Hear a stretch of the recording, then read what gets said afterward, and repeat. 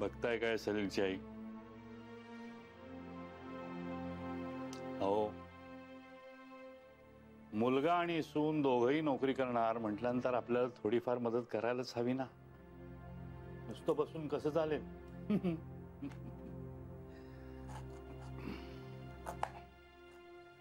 तुझी खूप आठवण येते ग.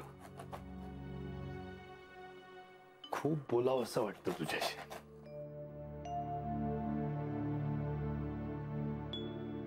पण काय करणार?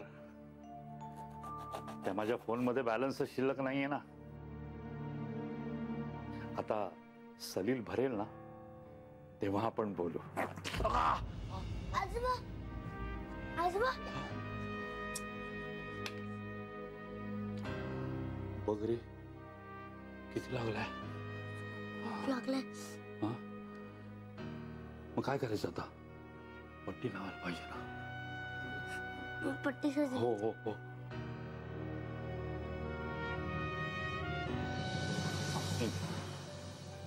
हळू.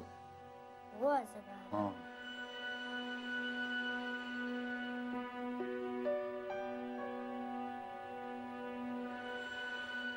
हळू. दुखतंय ना. आजोबा, कापलंय तर दुखणारच ना. खूप गार वाटलं. त्याला सांगितलं की यश, हा काय बसायला मांडून ठेवलायस तू? उचल बघू पहिलं. आणि बाबा, असे रिकामे बसण्यापेक्षा भाजी चिरून ठेवली असती ना तर जेवण करायला उशीर तरी नाही होणार.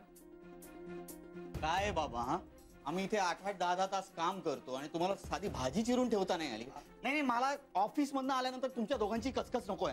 जेवण वेळेवर त्यांनाच लागतं ना. आई, आजोबा भाजी चिरतच होते पण त्यांचं बोट कापलं म्हणून मी त्यांना थांबायला सांगितलं. बाबा बघा तरी आजोबांना किती लागले ते. झालं, आता बोट कापलंय म्हणजे पुढे काही बोलायलाच नको नाही का?